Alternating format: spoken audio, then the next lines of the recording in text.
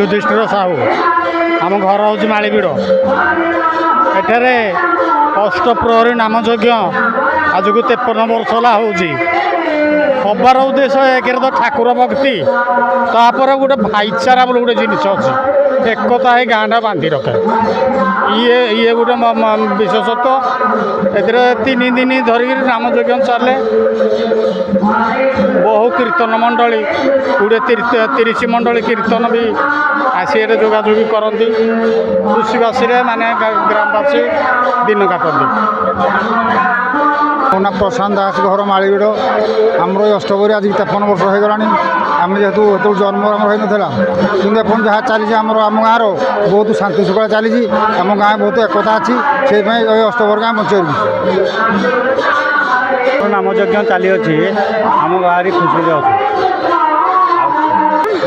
आम घर मालीबिड़ आमर ये बर्तमान 53तम नाम यज्ञ अष्टप्रहर चली अच्छी शांति श्रृंखला भाव आम सब वर्ष ये आम अष्टप्रहरी पालन कराए। इंद्र दास मालीबिड़ ग्रामर बासिंदा एवं बिड़ ग्राम पंचायत युवक समाजसेवी मालीबिड़ ग्राम आज को 53 वर्ष हम ये अष्टप्रहरी नाम यज्ञ चालू अच्छी भगवत गोसाई आशीर्वाद आम ग्राम 53तम अष्टप्रहरी नाम यज्ञ चाली अच्छी बरम आग को आहरी अधिक अधिक उन्नति करने आम ग्रामवासी चेष्टा जारी रखीचु एवं आम ग्राम अष्टप्रहरी नाम यज्ञ 3 दिन धरी पालन हुए गुरुवार कलश यात्रा होता एवं आज अष्टप्रहरी नाम यज्ञ काली सकाले नगर भ्रमण शनिवार दिन करी आम दधि भांडन भंजन करी आम कार्य समापन कर ग्रामवासी आम समस्ते खुशी अच्छु आनंद उल्लासर सहित अष्टप्रहरी नाम यज्ञ आम पालन करुच्छू एवं ग्राम 3 दिन धरी हरिहाट सह नाम यज्ञ चालू एवं ग्राम मद मांस आउ निषेध एवं गोटे उत्साहर सहित आम ग्रामवासी महोत्सव को अष्टप्रहरी नाम यज्ञ महोत्सव को आम पालन करुच्छू।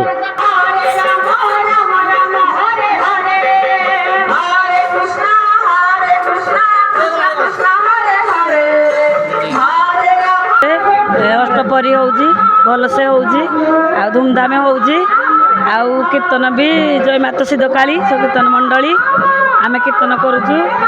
ଆଉ ଏତିକି ମୁଁ ନିବେଦନ। ଏହା ହେଉଛି ଆମ ଏଇ ମାଳିବିଡ଼ ଗ୍ରାମର 53ତମ ଭାଗବତ ଗୋସାଇଙ୍କର ଅଷ୍ଟପ୍ରହରୀ ନାମ ଯଜ୍ଞ। 2 ଦିନ ହେଲା ବହୁତ ଆଡ଼ମ୍ବର ସହକାରେ ଧୁମଧାମରେ ଲୋକମାନେ ବହୁତ ଉତ୍ସାହର ସହିତ ପାଳନ କରାଯାଉଛି। ଆଉ ବିଭିନ୍ନ ଗ୍ରାମ ଆଖପାଖ ଗ୍ରାମରୁ ସବୁ ଅଷ୍ଟପ୍ରହରୀ ନାମ ଯଜ୍ଞ ପାଇଁ ସବୁ ଆସୁଛନ୍ତି।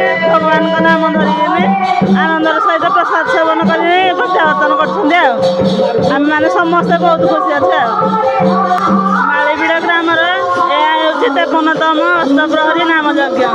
ଭାଗବତ ଗୋସାଇଙ୍କର ପାଳନ କରାଯାଉଛି ପ୍ରତିବର୍ଷ ମାଘ ମାସ ଶୁକ୍ଳପକ୍ଷ ପଞ୍ଚମୀ ତିଥିରେ ଭାଗବତ ଗୋସାଇଙ୍କର ଏହି ଅଷ୍ଟପ୍ରହରୀ ନାମ ଯଜ୍ଞଟିକୁ ଗ୍ରାମବାସୀ ସମସ୍ତେ ବହୁତ ଆନନ୍ଦ ଉଲ୍ଲାସର ସହିତ ପାଳନ କରୁଛନ୍ତି। ଆଉ ଏଠି ଆଖପାଖ ଗାଁମାନଙ୍କରୁ ସବୁ ଲୋକମାନେ ନାମ ଧରିବା ପାଇଁ ଭଗବତ ଗୋସାଇଙ୍କର ଆସୁଛନ୍ତି। ବହୁତ ଆନନ୍ଦ ଉଲ୍ଲାସର ସହିତ ପାଳନ କରାଯାଉଛି।